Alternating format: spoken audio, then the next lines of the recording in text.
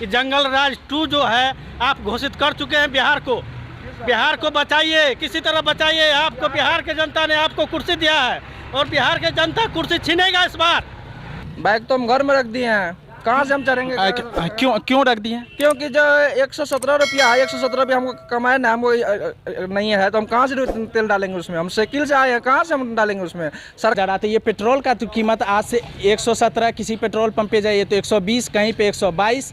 तो ये इसका बेस प्राइस मात्र 53 रुपया आता है हमारे सरकार को विदेश से यहाँ लाने में, लेकिन हमको मिल कितना पे रहा है? 117 रुपया में। तो इसके लिए आवाज़ कौन उठाएगा? और टैक्स का बात कर लीजिए आप, इस पेट्रोल और डीजल को जीएसटी के अंदर नहीं रखा गया। क्यों नहीं रखा गया? ये हम लोगों को पूछना चाहिए अपने सरकार से कि ये जीएसटी के अंदर पेट्रोल को क्यों नहीं रखा गया।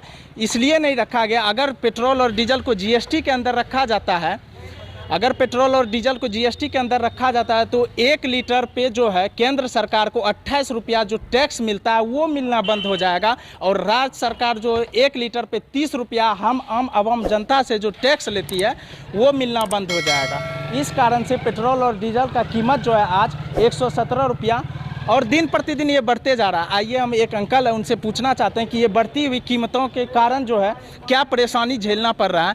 आप बताइए अंकल कि आपको क्या परेशानी झेलना पड़ रहा है ये बढ़ते हुए दामों? परेशानी तो बहुत बढ़ रहा है सर, कि सरकार इस पे कोई नियंत्रण नहीं कर पा रही है, और सरकार जो भी कर रहा है शोषण कर रहा है, जनता की शोषण कर रहा है।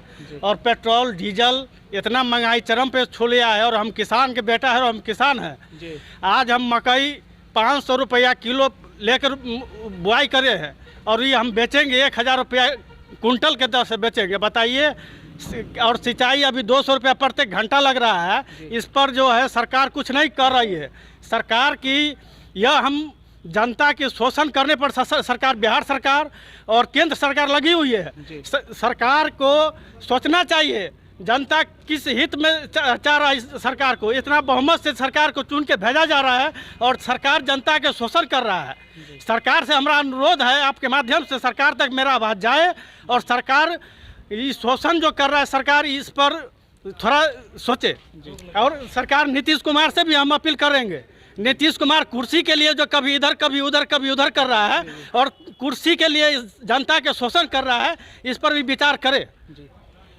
तो जैसा कि आप लोगों ने देखा कि यानी जो है अंकल बताया कि यानी सरकार के द्वारा जो शोषण किया जा रहा है। देखिए अभी जो है एक देश है, यानी उनका नाम है ईरान, और ईरान में मात्र 3 रुपया पर लीटर पेट्रोल और डीजल का दाम है। क्यों? वो भी तो ऑफर कर रहा है ना भारत को कि आप पेट्रोल और डीजल लीजिए हमसे। अगर 2 देश है रूस और ईरान, अगर उनसे आप पेट्रोल खरीदते हैं तो इंडिया में पेट्रोल मात्र 30 से 35 रुपया पर लीटर मिलेगा, लेकिन हमारी सरकार कुछ नहीं कर रही है इसके लिए। क्यों? काहे नहीं कर रही है? बैग तो हम घर में रख दिए हैं, कहाँ से हम चढ़ेंगे? क्यों रख दिए? क्योंकि जो 117 रुपया है, 117 रुपया हमको कमाए ना, हमको नहीं है तो हम कहाँ से तेल डालेंगे उसमें? हम साइकिल से आए हैं, कहाँ से हम डालेंगे उसमें? सरकार को तो अपना कुर्सी का आती है, उसको कुर्सी मिलना चाहिए। कुर्सी मिल गया तो हो गया। कुर्सी मिलने से पहले वो कहता हम ये करेंगे वो करेंगे, रोजगार देंगे। अभी जो 15 साल में जो नरेंद्र मोदी का सरकार हुआ है वो तो अभी तक में कितना लड़का को रोजगार दिया है, बताइए तो। आप ये कहना चाहते, आप एक मिनट, आप ये कहना चाहते हैं कि नरेंद्र मोदी के सरकार में बेरोजगारों की संख्या बढ़ी है? जी पूरा बढ़ गई है। अभी जो लड़का चोरी करता है, डकैती करता है, क्यों करता है? मजबूरी बस करता है, क्योंकि उसको रोजगार नहीं मिला। लड़का PhD MHD करके घर में बैठा हुआ खेती करता है, किसे जी तो कैसे अपना जीवन व्यतीत करेगा? किसे उसको? यानी आपका ये कहना है कि बिहार में क्राइम रेट भी बढ़ा है? बहुत क्राइम रेट बढ़ गया है, किसे रोजगार नहीं मिल रहा है जी। जैसा कि देख रहे हैं कि यानी इतनी चिलचिलाती हुई, हम खुद की जब बिया करके हम रोड पे घूम रहे हैं तो देख रहे हैं कि चिलचिलाती हुई धूप में भैया के पास बाइक है लेकिन साइकिल से आए हुए हैं। इसका कारण कौन है?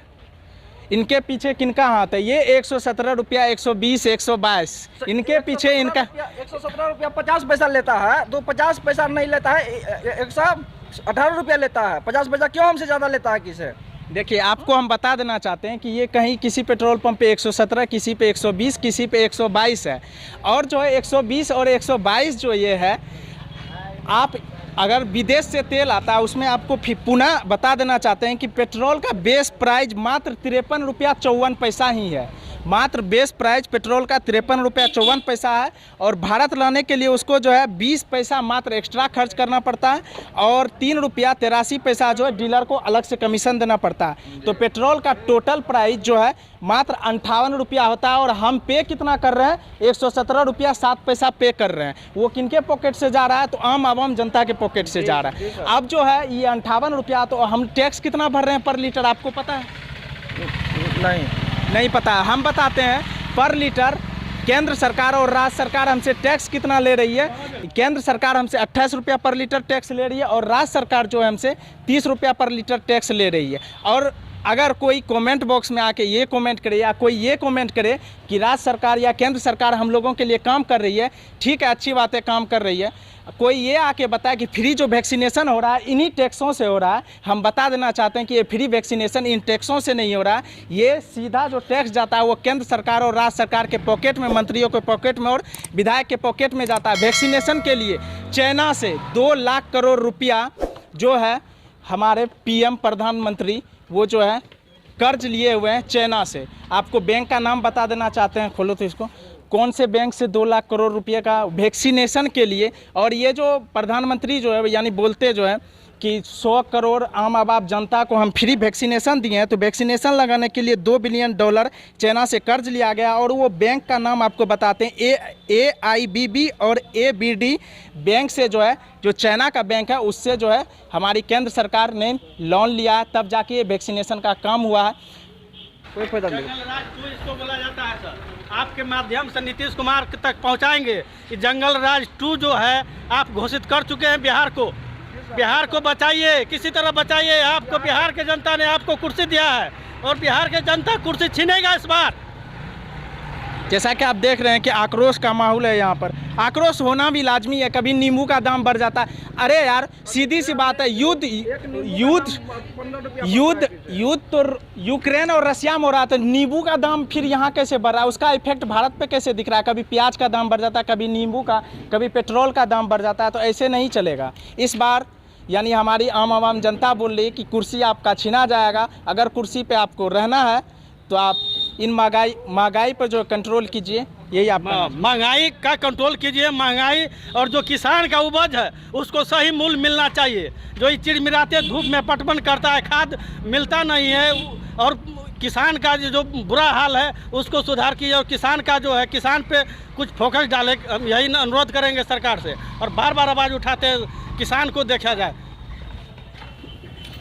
तो यहाँ पे जो है आप देख चुके हैं जनता का क्या था, क्या कहना था। और हम भी सरकारों से निवेदन करेंगे कि बस एक छोटा सा निवेदन है कि हम भी ये सरकार से, केंद्र सरकार से और राज्य सरकार से निवेदन करेंगे कि बस पेट्रोल और डीजल का दाम हम कम करने नहीं बोल रहे हैं, बस इनको आप GST के अंदर ला दीजिए। इतना सारा चीज़ GST लाए थे, बहुत सारा विरोध हुआ था, बहुत हंगामा हुआ था, लेकिन ये पेट्रोल और डीजल का दाम अगर आप GST के अंदर क्यों नहीं ला रहे हैं? इसलिए नहीं ला रहे हैं कि आपका जो 30 रुपया और 28 रुपया पॉकेट में जा रहा है पर लीटर, 58-60 रुपया आप लेते हैं पेट्रोल डीजल पे, वो आपके पॉकेट में अगर GST के अंदर आ गया है पेट्रोल और डीजल, तो मात्र पेट्रोल और डीजल इंडिया में बिकेगी तो 60 और 62 रुपया पर लीटर हो जाएगा। तो आपसे ये नम्र निवेदन है कि आप ये पेट्रोल और डीजल को जो है GST के अंदर लाइए। धन्यवाद। देखते रहिए RRN news, real news network. जय हिंद।